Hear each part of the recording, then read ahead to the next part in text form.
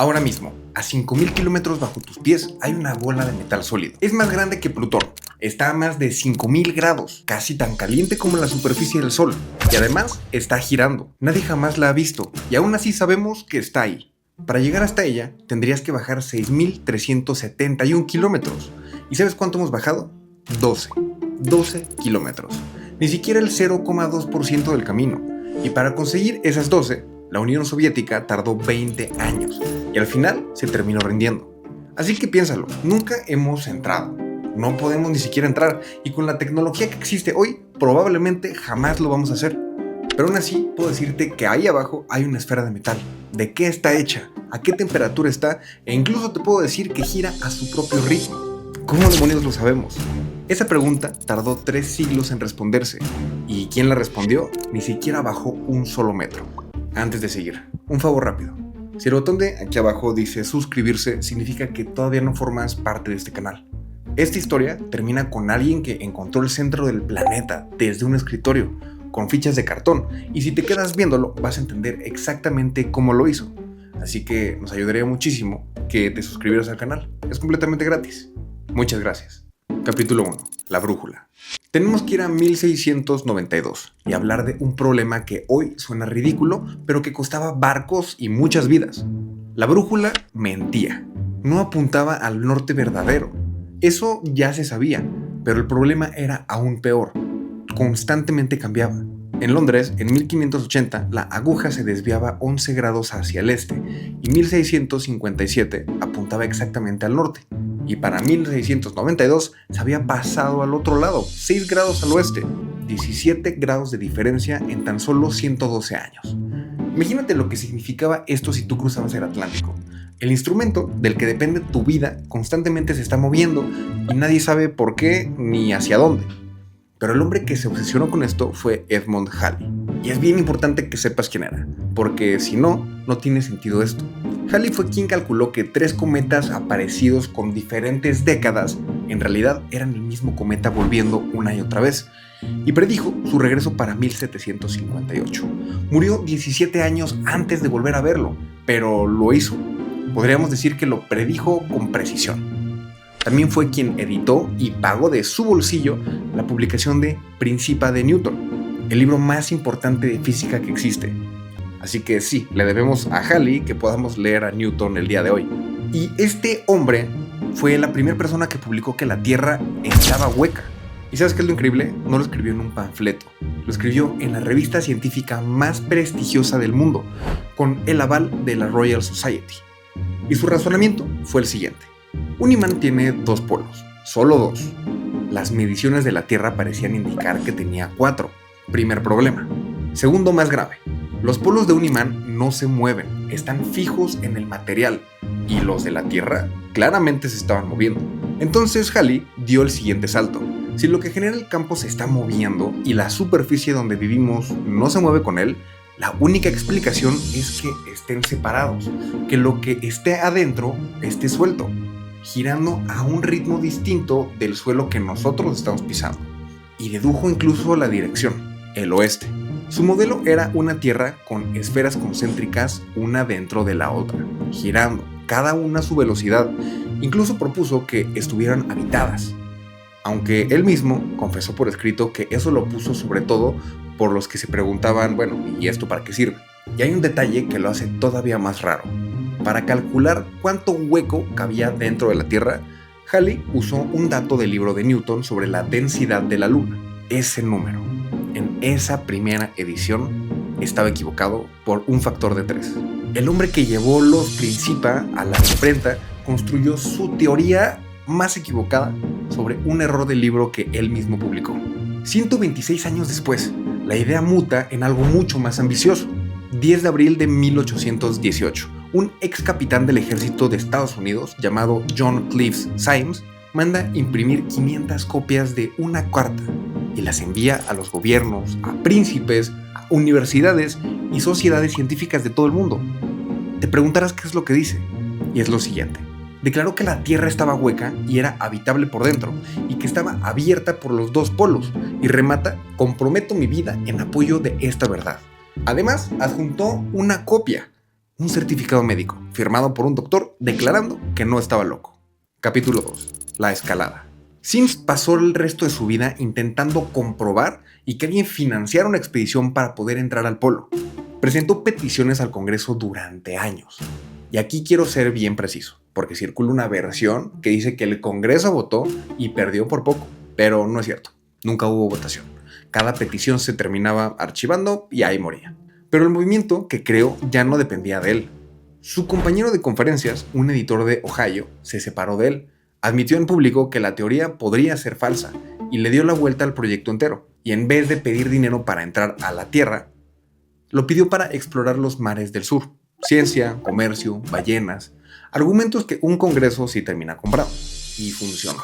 En 1836 se aprobaron $150,000 para la primera gran expedición científica de Estados Unidos.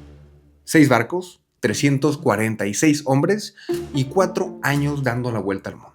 El hombre que la consiguió nunca subió a bordo, se enemistó del secretario de Marina y cuando la flota zarpó, su nombre no estaba en la lista. En enero de 1840, esos barcos recorrieron 2.400 kilómetros de costa antártica y su comandante escribió que aquello no era un grupo de islas, era un continente. Fue la primera vez que alguien afirmó por escrito esto. Y no todo lo que dibujó existía. Un año después, un explorador británico navegó justo por encima de unas montañas que el americano había marcado en su carta. No había nada. Había confundido nubes densas sobre el cielo con tierra firme. Fíjate por qué este tema es tan importante en el video.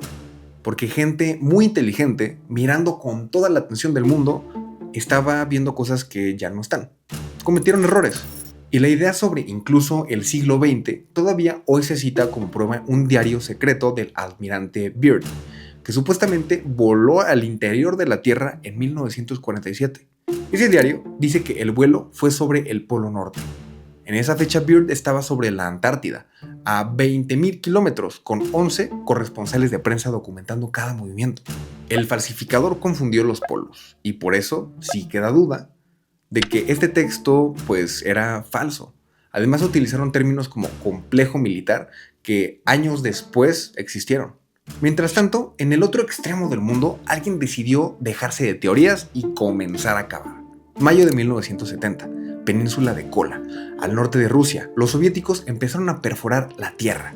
¿Cuál era el propósito? Llegar lo más hondo posible. Tardaron 19 años en alcanzar los 12,272 metros, 12 kilómetros, y encontraron cosas que nadie esperaba. A 6 kilómetros de profundidad había agua corriendo entre roca fracturada, donde la ciencia decía que era imposible que lo hubiera. Encontraron microfósiles de plancton en roca de 2,000 millones de años, y esperaban unos 100 grados cuando encontraron 180. A esta temperatura la roca dejó de comportarse como roca y empieza a fluir como líquido. El pozo se cerraba solo sobre la broca como si fuera plastilina. En 1992 se rindieron. Un agujero de 23 centímetros de diámetro en el fondo, más estrecho que un plato. 20 años de trabajo para arañar el 0,2% de la Tierra. Por la fuerza bruta no se va a llegar. Y nunca vamos a llegar probablemente. Pero aquí está lo que casi nadie sabe. Para cuando los soviéticos empezaron a perforar, la Tierra hueca ya llevaba 2 siglos muerta. La mataron en 1774, en una montaña de Escocia, cuando calcularon la densidad completa del planeta entero, y el número no cuadraba ni de lejos con una cáscara vacía. Pero fíjate en lo que esa medición dijo y en lo que tampoco dijo. Dijo que la Tierra es densa, que no está hueca, pero no dijo qué hay allá adentro. Para eso hacía falta encontrar otra forma de mirar dentro de la Tierra cuando claramente no podemos abrirla. Capítulo 3. La zona de sombra. La solución llegó de donde nadie la estaba buscando, de los terremotos. Cuando ocurre un terremoto enorme, la energía no se queda en la superficie, se dispara en todas las direcciones y también hacia abajo, y de hecho atraviesa el planeta completo. Un temblor fuerte en Chile se detecta en Alaska y en Japón y en Noruega. Eso significa que cada terremoto es, sin querer, un experimento. Algo entra por un lado del planeta y sale del otro lado, y lo que pasa en el camino te dice por dónde pasó. Y hay 2 tipos de onda que importan, y voy a llamarlas empujón y sacudida.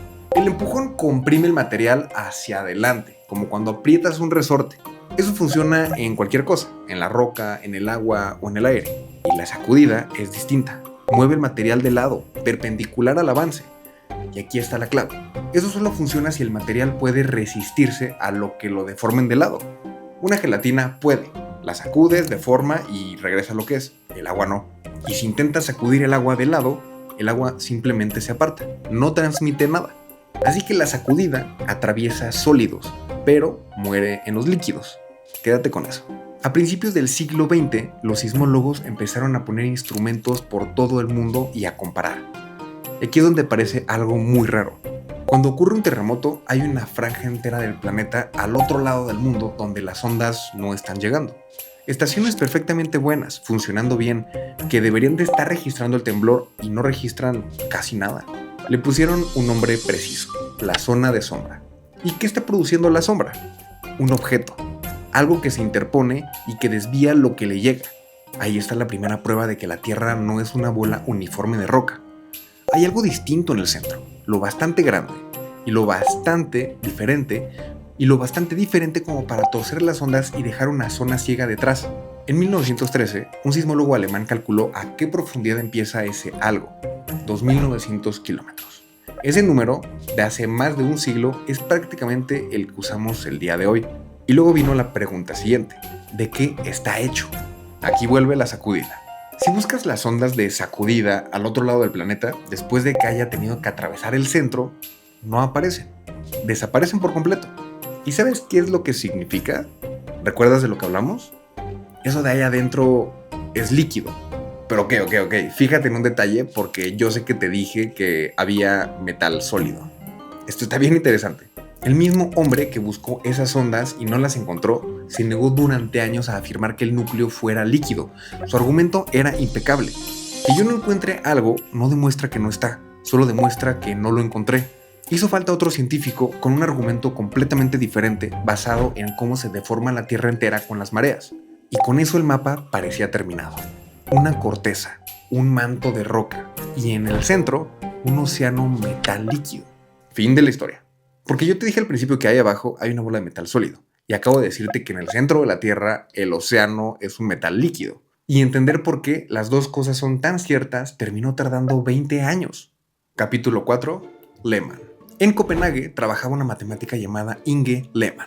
Dirigía el departamento de sismología del Instituto Geodésico danés y hacía prácticamente todo ella sola. No tenía ayudantes, ni siquiera para un trabajo de oficina. Investigar no formaba parte de sus obligaciones. Podía hacerlo si quería. Y su método era el siguiente. Recibía los registros de terremotos de estaciones de todo el planeta. Anotaba cada uno en una ficha de cartón y las clasificaba a mano. Es más, las guardaba en cajas de avena vacías. Ese método la obligaba a mirar cada sismógrafo con sus propios ojos y a fijarse no nada más en la hora en la que estaba llegando la onda, sino en su forma y en su tamaño. Y vio algo que los demás no vieron. En 1929, un terremoto de magnitud 7,8 sacudió Nueva Zelanda. Y Lehmann analizó los registros y encontró un detalle. Estaban llegando ondas dentro de la zona de sombra. ¿Cómo podía ser esto posible? Y justo ahí, en la banda donde no debería haber llegado absolutamente nada, señales débiles, pero inconfundibles. La explicación oficial era que se trataba de difracción, de ondas que doblaban un poco al rodear el obstáculo, como el sonido que llega desde una esquina hasta el otro lado del pasillo. Pero Lehmann se fijó en algo que rompía esa explicación. Si fuera difracción, esas ondas tendrían que ser cada vez más débiles conforme te internas en la sombra. Es lo que hace el sonido en la esquina, se va apagando. Las que ella veía, de hecho, hacían todo lo contrario, se hacían más fuertes con la distancia. Y eso no es lo que una onda hace cuando está doblándose. Eso es una onda que rebotó en algo y salió disparada hacia atrás. Y si rebotó en algo ahí adentro, en mitad de ese océano de metal líquido, es que adentro de ese metal líquido hay otra cosa. En 1936 publicó su conclusión.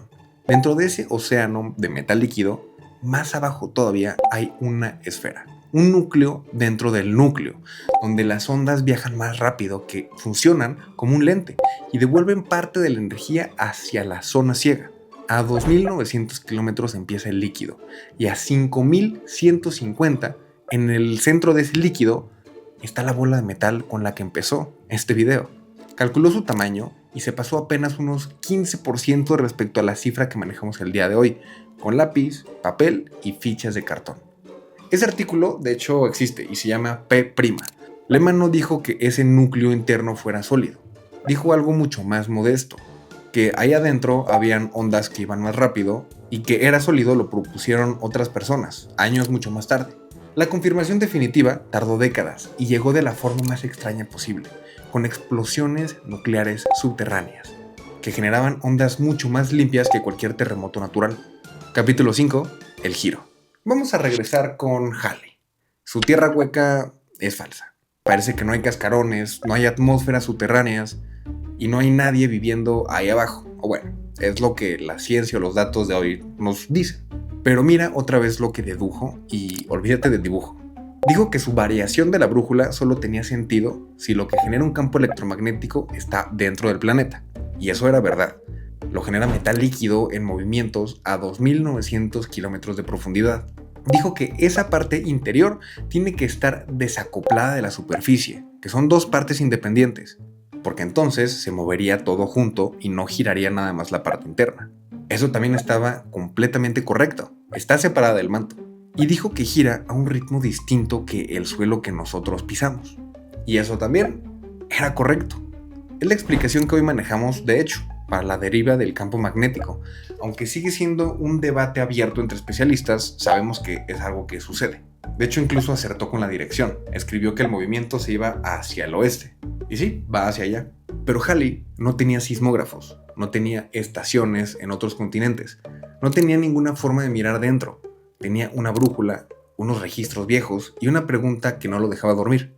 Y con eso construyó una respuesta que estaba equivocada, parcialmente, por las razones correctas.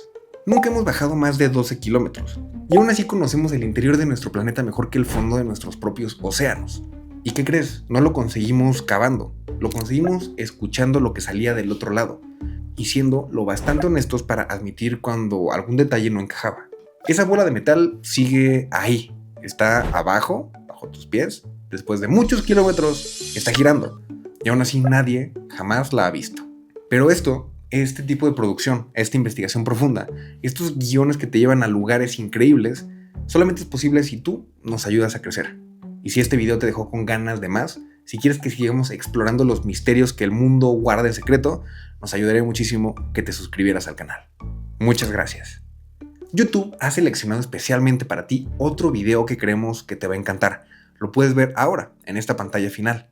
Muchas gracias por creer en Qué Curioso.